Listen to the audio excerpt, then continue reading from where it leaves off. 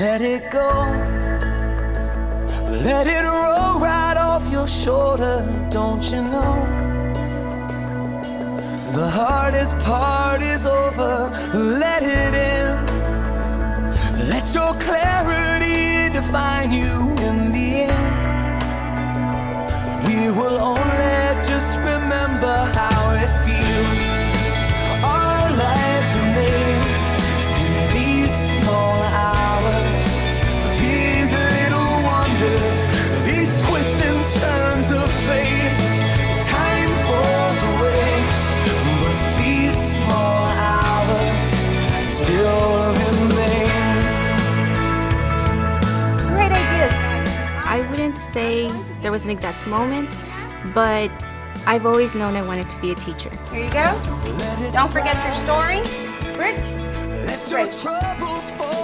My mother is a teacher. She was actually my second grade teacher, and being able to experience that with her was a blessing. And I've had the best teachers in elementary. I knew elementary was where I wanted to be. It was an experience. She kept reminding me every morning, don't call me mom, call me Mrs. Ibarra. I could not tell her, I don't have homework, because she knew I had homework and she knew exactly what I needed to get done. Actions. Okay, go. Having my own children, being able to experience that with them, because I also was given the privilege of having my own daughter in my class, and I was a teacher and I kept her at the same standards that my mom kept me, making sure that she absolutely did the best that she could in anything that she did. We say a funny little saying on our campus. We always say, that makes my heart smile. And seeing the kids, their progression at the end of the year, makes my heart smile. My students, they are my babies. They are my students. So we do develop close relationships. The saddest moment, though, for me is when they move. And it's funny because one of my students just left me, and the day that he left, he tells me, he was putting his laptop in and he turns around and he's like, I'm really gonna miss you. And I looked at him and I said, I'm gonna miss you too. And he goes, I was really liking this class. Hearing him open up like that, it made my heart smile. At the end of the year, when I get to see how much my kids have grown, when I see them, how they've progressed and how they've grown, and not only academically, but their characters, their social skills and things like that, that makes my heart smile.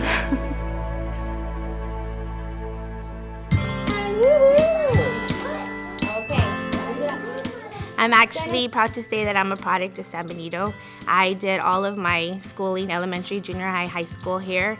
And so I've had many teachers here in this district who I now call colleagues and coworkers that have inspired me to be what I am today. My parents and my husband are my biggest cheerleaders. No matter if I had a tough day or something's going wrong or I have a problem, they're the ones there to tell me, you know what, you can handle it, you know what you're doing, you're best at what you do. I remember specifically having a connection with Miss Albi Lopez, the late and great Miss Albi Lopez, who I'll forever hold in my heart. And she was the first person I can say that actually got personal with me on a one-to-one level. And that's what I hold with me till this day. Like, I know that if I share, my personal life with my students and they realize that I'm real just like they are, that they're gonna value me and what I have to offer them. Whatever I give to my students, that's what they're gonna take. So I need to make sure that I make the best of the time that I have, because children are very impressionable. They're gonna take, from you what you give them. And if I give to them, that positive attitude, then they're gonna also have that positive attitude, which then in turn makes learning a lot easier. Does anybody have any questions? And since I've been, teaching for a while now, a lot of my students are now in the junior, senior level, and to see them still come back and say, I remember when we used to do this, or we used to do that, or remember you used to do this song with it. Oh, it just validates everything that, we work so hard. That's where you're going to write your problem. The outcome. It's always the outcome. It's not, and we see that cliche, it's not about the income, it's about the outcome. The outcome, what you see, whether it's the outcome of the end of the lesson, whether it's the outcome at the end of the day, whether it's the outcome at the end of the year or the outcome at the end of their life. You know, if you continue to follow them, it's just rewarding to see like what their education, what a good education, what a positive attitude, and what a positive influence, and of course the motivation, what it can do on a child or anybody for that matter. You know, the possibilities are endless.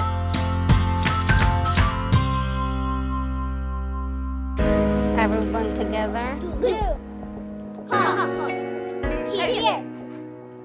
I'm a first grade teacher. I have been in this position for already 3 years, and I really love it a lot. I can remember when I was in first grade, and I always looked up to my teachers, and I would always think to myself, you know, man, my teachers are really smart, and, you know, I want to be like them one day. She made it seem like that, you know, she was going to be there for me. Just looking at her image, I could just go back and see where she never put me down or, you know, pushed me away. On the contrary, she would always, you know, try to push me to just keep on going, that, you know, everyone learns different, and just because you're different doesn't mean that you can't do it. And I thought to myself, I want to be that person. You know, when I grow up, I want to be that kind of teacher, you know, that brings all the kids up together. The environment in the classroom is very welcoming. I wanted to be that person.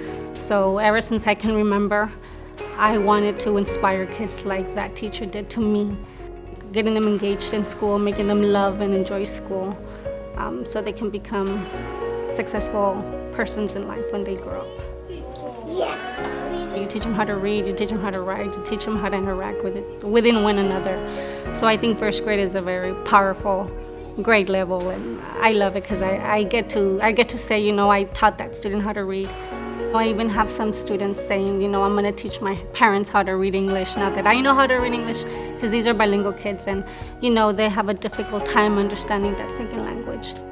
I can see, you know, the child is going to just pass on what he or she is learning, something that you thought they were going to struggle, and they're able to do it by themselves, and them getting that idea of, you know what, if you taught it to me, well, I'm going to teach it to my parents.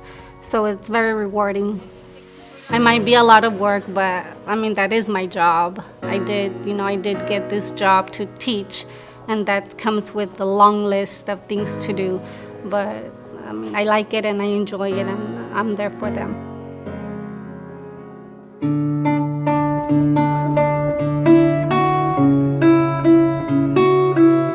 I've only taught at La Paloma, and I don't see myself leaving La Paloma anytime soon. I've thought about it times, but I said, no, I just love that school. I love working there. I've been there for 11 years, and I've been teaching 11 years. That, you know, just being there, loving looking forward to go teaching every day there. I just love working there. On this one, it's punctuation and capitalization. When I was in 5th grade, my reading teacher, Mrs. Ramirez, she believed in me. And she made me believe in myself, and she pushed me to my fullest potential. You know, she was always there for me. Whenever I needed help, she pushed me and she helped me. And I consider myself very lucky to have such an inspiring teacher. And I believed at that moment I decided I wanted to be a teacher, to be able to do for other students what she did for me. Seeing the outcome, the students' satisfaction, like, oh, I learned today, you know, I learned something, seeing that they were actually able to learn something, and just being able to see that smile in them and saying like, oh, Miss Jaramillo, I didn't know that, I learned that, and, you know, and sometimes they'll come back and tell, oh, you know what you taught me? I was playing school with my little brothers and sisters, and I actually taught them what you taught me. It's amazing what we instill in our students. I would want them to come back and say, think about, you know, say like, oh, you know, Miss Jaramillo, you inspired me to be who I am now. And that I instilled something in them that stayed with them like my teacher instilled in me. I want to be able to instill that in them, that this is what I want to be. You know, I want them to believe in themselves and come back and say, you know, Miss Jaramillo, I'm here because of you, what you did for me. You believed in me, and I'm here.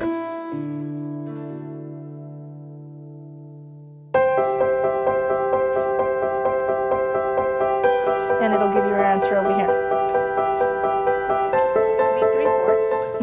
mom, retired teacher, like 34 years. So she was, I have aunts that are also 36 years, the same 30s, and one even went to be a principal. So they've always had it around to be talking to us about it, and going forward with our education. That was a liking that I saw, and I was like, no, I think I want to do this. Write it on a Post-it note. Specifically like third grade, I had my aunt as my teacher, and it was just really interesting because I was always also helping them even after school. My mom and my aunt both taught third grade, so I was always helping them. I think that was when it really started, and it just progressed from there. And I've always had good teachers. I had a really good teacher, so that just kind of helped along more, like, oh, I think I still wanted to keep on doing this. And I multiply it times 2. What is 1 times 2? I work with students, and mine are little, younger students. I'm not coming from high school or anything. It's elementary, so they're smaller and they're more, dependent on you. They come from so many different backgrounds, out of my whole years. I mean, it's sad to hear all the stories that you hear about these students. And they come to you and they're like, just the fact that they come to you and they're like so trusting. 6:15. So in order to find They can't help being in the background that they are at the moment, and they come for a safe, environment here at school, and that's what we provide for them because, they face so many hard things, and having this reward, I think, builds them up to at least, we're not setting them up for failure. They can kind of move forward, even though despite all this other stuff, this at least gives them a boost to be like, okay, you know what, my life isn't that hard, or it's not that difficult. That little situation, I can handle it because, I have some happiness at least here at school. So that is also correct. But the group that's going to get the point? This group that's graduating is my first group, so it's going to be really kind of emotional for me because I've gone to graduations before, but this is my first set of students that I had. They're graduating this year. So I'm kind of excited about going to graduation, this year for that.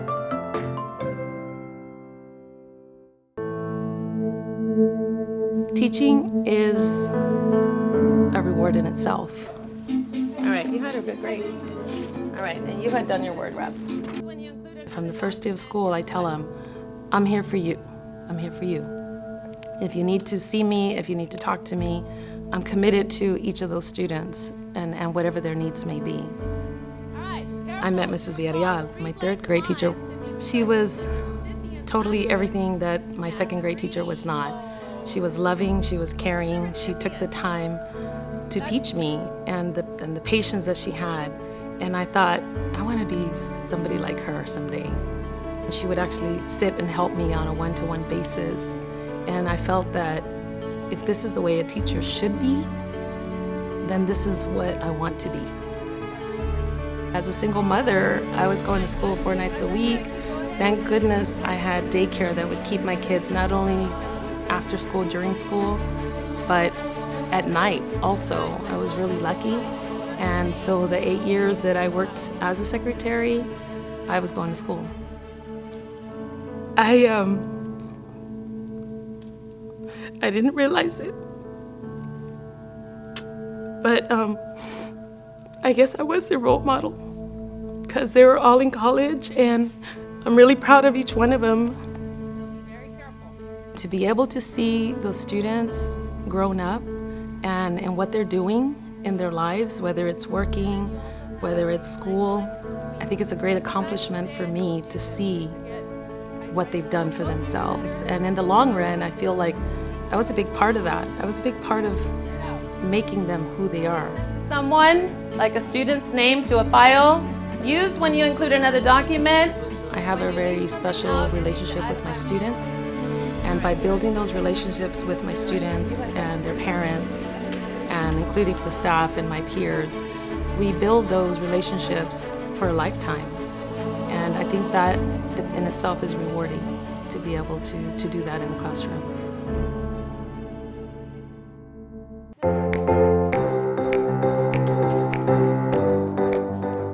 I believe that God has a plan.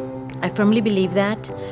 One of the things that I ended up being a 6th grade math teacher is because one of the assistant principals asked me, do you ever consider teaching math? And I was, no. I said, I think you should. I think you would be an ideal math teacher. Think about it and come back the following day with an answer. And I did. I prayed over it Spoke to my husband about it, and here I am. This is my second career. I come from the university level. I was there 7 years. I taught 22-year-old college students. I do speak to my students in college level language. No, he thought it was a 9. Ma'am, we don't know what that word means. I will tell you. There's always going to be one student that says, ma'am, I don't...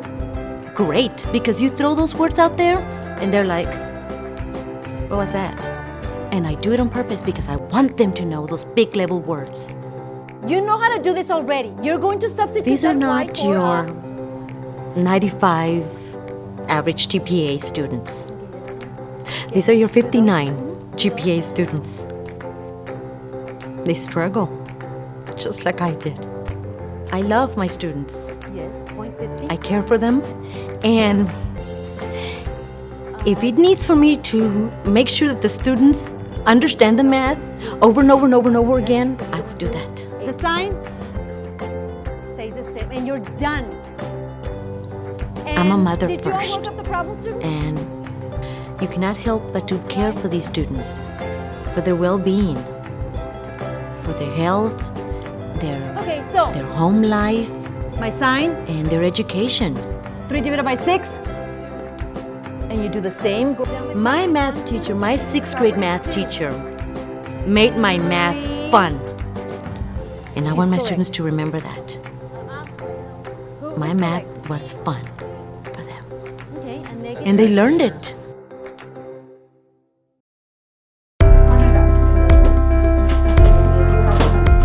I guess since I teach special ed, what really inspired me to become a teacher was volunteering for Special Olympics when I was a sophomore or junior in high school. Coach Tames, the Special Olympics coordinator, gave me the opportunity to become a volunteer. What the school district is really good about also is giving students an opportunity to see different aspects and different things that we like and interests. That way, when we do end up picking a career, that's something to say like, hey, I remember doing that, I enjoyed it. He was actually my health teacher in middle school, and he was one of my dad's good friends. My dad was a basketball coach here in San Benito, and he passed away in 2000. It feels good that people still remember him, and like Coach Tames remembers him. And when I told him that I want Teacher of the Year, he was just making the remark that he knew that my dad would be happy, and that he's not here to see me, but he's watching over me. So, I mean, it made a big impact on being Teacher of the Year. Good.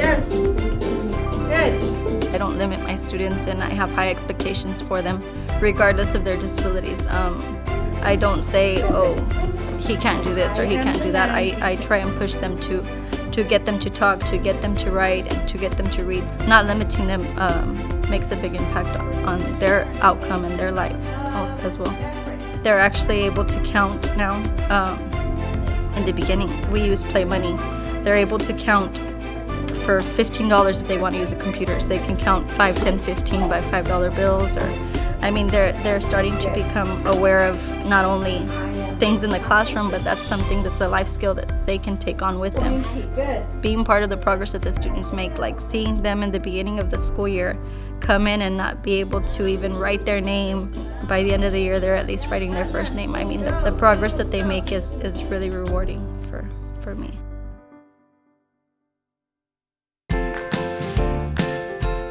She's probably running thoughts that, how can I change this? How can I make this better? I love 7th grade. It's a roller coaster, right? They're not exactly grown-ups. They're not babies anymore either. And they're, it can be really goofy at times. There's never a dull moment. Learning to work with every individual child as a whole, you learn to kind of bring them or work together with them with everything they hold in that little backpack, from their life to their goods and their bads, It's part of teaching. You have to do that. I think in junior high you need to be a little bit more positive though. They're in that little delicate stage where being hormonal and trying to find their little place to fit. I honestly think that they're so afraid to get criticized. You gotta be understanding And they have to learn to trust you to be able to tell you, life is hard, miss. You can mold them the right way or they're gonna lose it. You gotta learn to laugh with them. Be you. You're not always perfect. And they need to see that. We're human. We all make mistakes and we have to learn to never give up, be determined. She's probably running thoughts that, how can I change this? How can I make this better? I allow them to express themselves. We hold a whole class discussion first. And they learn that their thoughts count. And it's really rewarding to see them write a composition about what their thoughts are. I love to see their little light bulbs come on. That's like totally amazing. My kids have always told me, I love this class, miss, because you make learning fun. I got hired back in 2014 as a pre-K teacher, half year.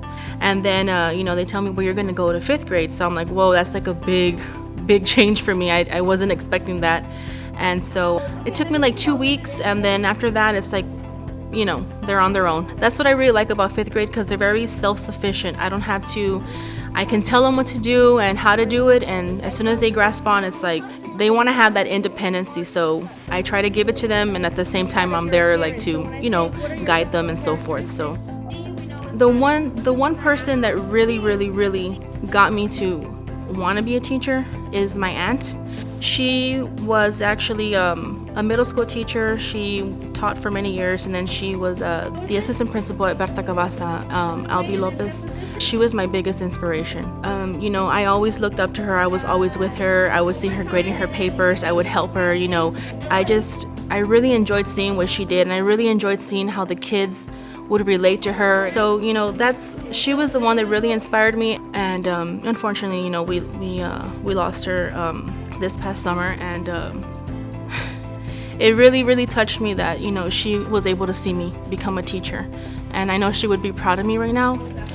It's just something that I'm very proud of, and I know she is too, and she's the whole reason why I came into this profession. When you're born, you're already born with it. When I see them graduate high school, it's just gonna be really rewarding for me. Like, wow, they finally made it. Like they made it all the way, and now they're ready to go to college. I'm always, I always try to motivate them, because that's what children need. They need that motivation. So I know I'm gonna be really thrilled to see them walking down the aisle, getting their diploma, and just making their family proud.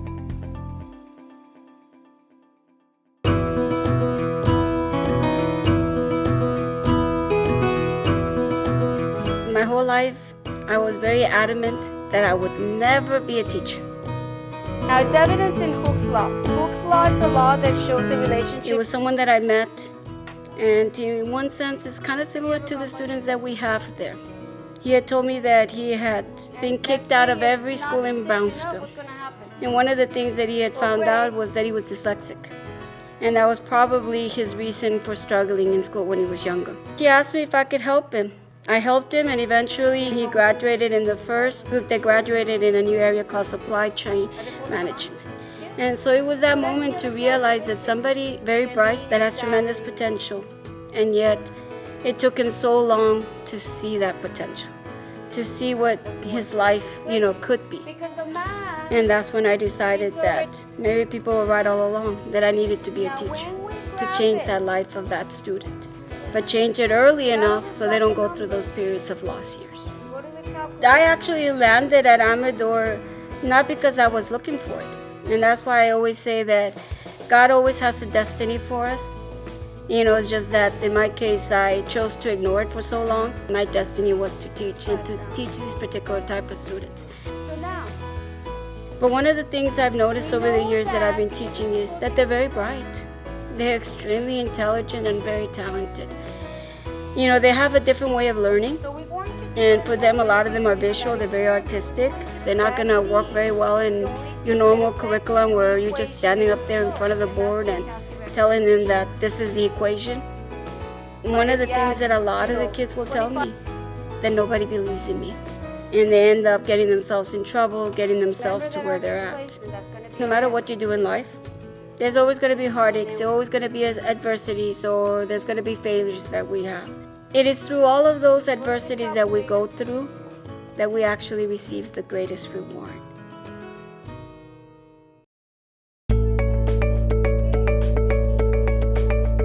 I'm not here for the money. I made money. As a matter of fact, I left it.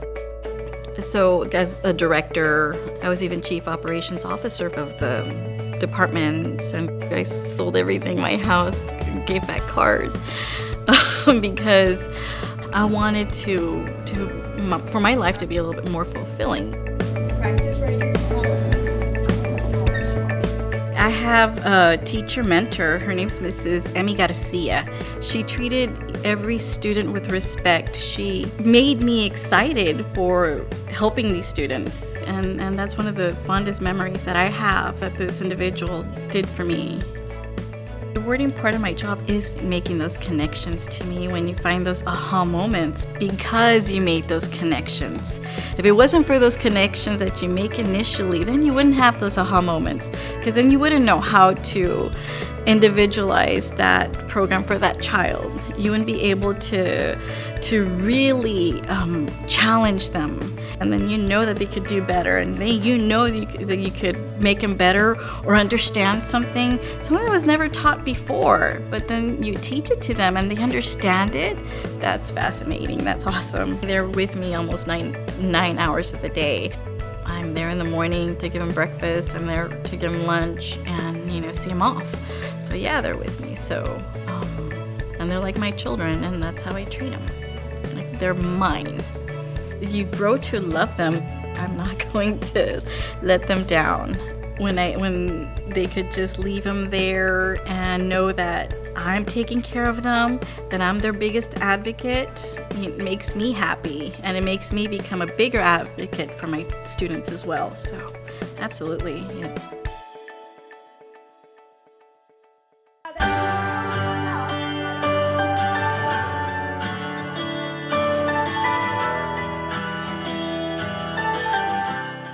When I was 13, I lost a friend at school, and that was a very traumatic experience. And there was a wonderful counselor who really helped me through it all. She really showed me that she cared, that I mattered.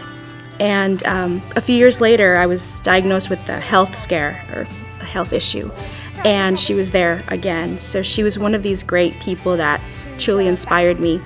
I wanted to be a counselor initially, but I decided that teaching is just too much fun. I don't want to give it up, so that's how I ended up in teaching. 3, Benito Mussolini. 4, Hideki Tojo. 5. I show the students I care, and it's not just in the classroom, but I try to take the entire student's well-being into consideration as a whole outside of the classroom. And I really truly care about my students, each one of them. So I think it's that they feel that they are cared about, that they're loved. So I feel that that's something that makes me a good teacher. A lot of the students, we don't know their entire life story, and some of them, they struggle every day. They might have, a broken home. They might have someone who's ill. And having at least one constant person in their life that shows them, hey, I'm here, I love you, I care about you, I feel that that's something that's truly valuable. Also, having students that decide to be history teachers. I've had a few of those, and that's an amazing feeling, seeing them alongside me. Or just seeing them in their own path, where they continued pursuing their desire, their love, their passion. That's a great feeling as well. Not just, they like history, but whatever that they wanted to pursue, that they were successful in doing so. Because I teach AP courses, I've had some students for 2 different courses, and so these are the students that you get to know a little bit better than maybe just the ones that took the one course, and helping them with their letters of recommendation, and just feeling a little bit, even if I'm not their mom, just feeling that little yes, that was one of my students, and he's going to Princeton or he's going to Yale. That it definitely feel that connection with some of these students. Yes.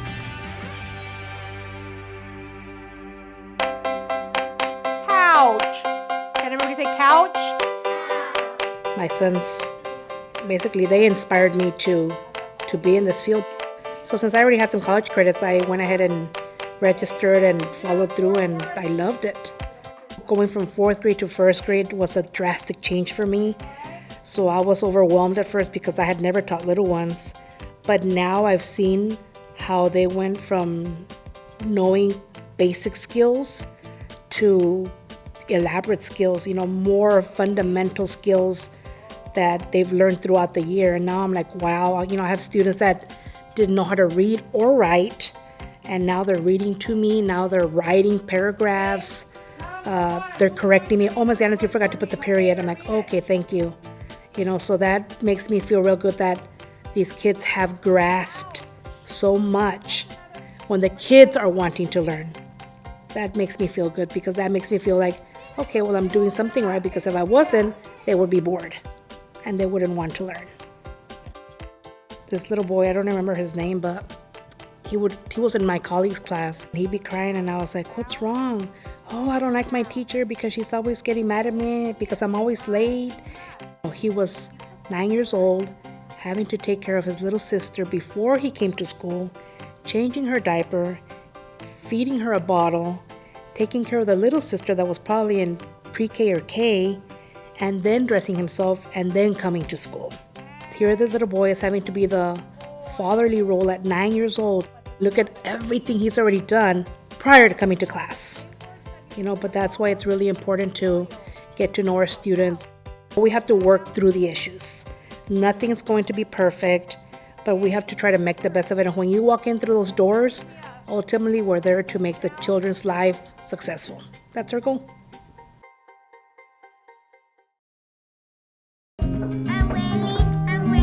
You're ready?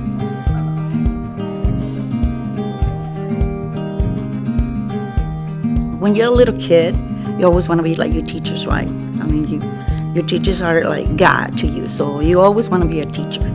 But that started with me since I was in 1st grade. I had a very good teacher, and I wanted to be like her. In my classroom, I'm a clown. I mean, I try to do, I do whatever I want with the kids and to make them follow me, And they don't know they're learning, but they're learning. So they think they're playing because I'm joking around, and what I do, they try to do. So, they try to mimic you all the time. There was this one time, this little kid that he was in that situation, living with the relatives, and this kid in particular, he was coming dirty all the time, every day with the same clothes. And so when I asked the nurse what we could do about it, when they got the kid in there, the nurse, they gave him a bath and all that, and he felt so he felt happy after he took the bath, the shower, because he said at home he doesn't have running water or electricity. And I felt so bad. I was, thinking that I could have done more for him. I could have asked him. They didn't have the means. So I felt bad for him that I didn't do anything at the beginning. I could have done more for him since the beginning. Aquí en esta rayita, exactamente en la rayita lo van a... I just love what I'm doing. My friends say that I'm very passionate because I get so... they ask me, do you feel like quitting? No, I don't want to quit. I don't want to quit doing what I'm doing. I love to teach, and I think I'm gonna retire here teaching.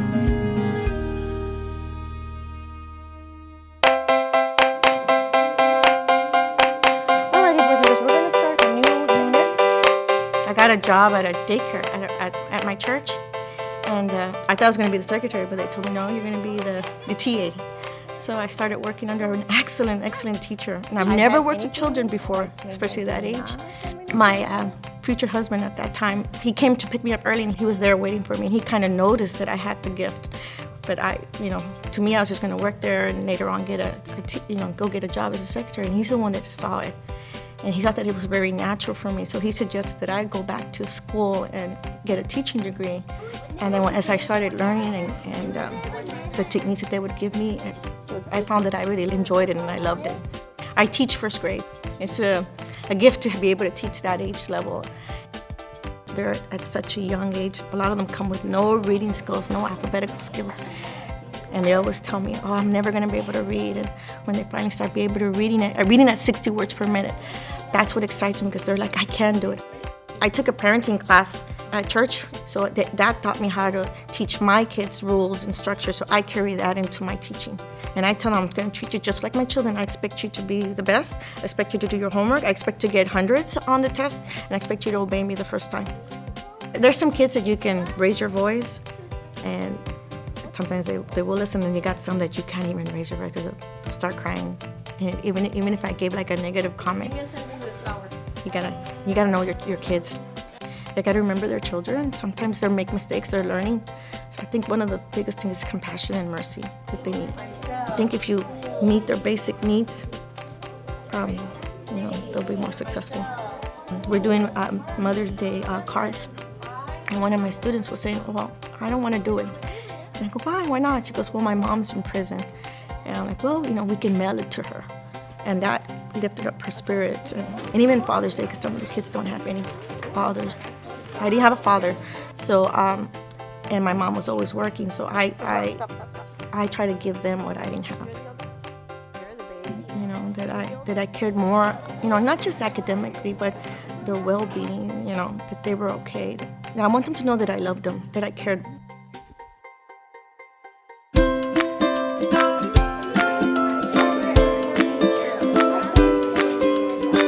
In my family, since we were knee-high, we were always told that we were going to go to college. That was a given. I just knew that I was going to go to college. And my mother always admired teachers. She thought that that was such a noble, honorable job, and that how you could influence somebody to become someone bigger than you are. I really do think when you are a parent, you are a teacher, and you are guiding your children down a path. So a teacher and a parent are basically the same thing. I was so fortunate to have two parents at home, and my mother's responsibility was to care for us. Nowadays, unfortunately, you have to have two parents working, or if not, there is divorce, and sometimes children are not equipped on how to deal with what's going on in life because they're young. I had a student who lost his mother at the beginning of the school year. He was a very quiet child. His father told me that he didn't cry during the service, so he held all these emotions inside him that hadn't been released. So it was May, and we were making Mother's Day projects. I had asked the young man, "Are you okay with it?" He said, "No, that's fine." I said, "Oh, okay." So I kept my eye on him, and all of a sudden, during the middle of the project, he started to cry. And I could feel his heartbreak. I cried with him, of course. That was when he released all that bottled up emotions that he had. On your receipt book, you need to have Grand Slam. And what did he do? When I see former students who are going to graduate from high school, I've done my job too, because I'm a small part in the whole picture. When I have students who graduated from college and tell me, "I'm a teacher now, it's because of you." It makes you smile. It makes you go, I did something. Even though I was a small part, but I had a part in it.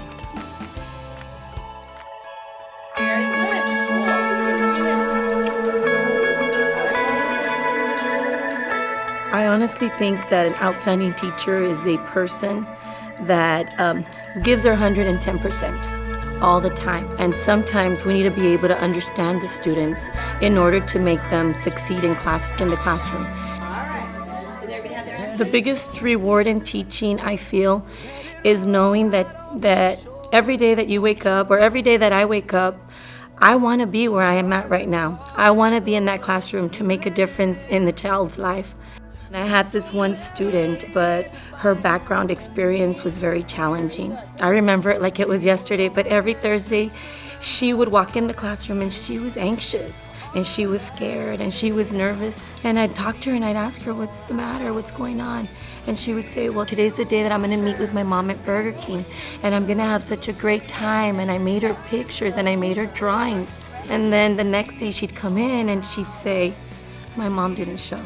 So after I tried to make her feel better, and I told her, you know, sometimes mommies are busy, sometimes mommies are working. I don't have the background knowledge to know why someone would not make these kids their most important things in their lives. So the following week on Thursday, she was also nervous. So what I did is that Thursday I went to the Dollar Tree and I bought her a special gift, you know? And on Friday I made her realize that, you know what, even though mom didn't show up to be there with her, she still played an important role in my life. And as time grew, every Thursday was the same pattern. Mom would not show, and she'd come in on Fridays crying, and I'd come in and I'd bring her little gift, and today's your day, and I'm gonna have you have a great day. And I would just inspire her and motivate her. And it became such a routine that within the middle of the year, I had the other students bringing in things for her. This was something that they did on their own because they felt the same way that I felt. They felt the empathy for others. They felt the love for others. And I've always told them that when you do something with the kindness of your heart, God rewards you back twofold. So it makes me feel wonderful. When my kids mimic the same behaviors or the same actions that I do, I know that my job is done. I don't necessarily have to tell them to do it. It just comes in naturally. Still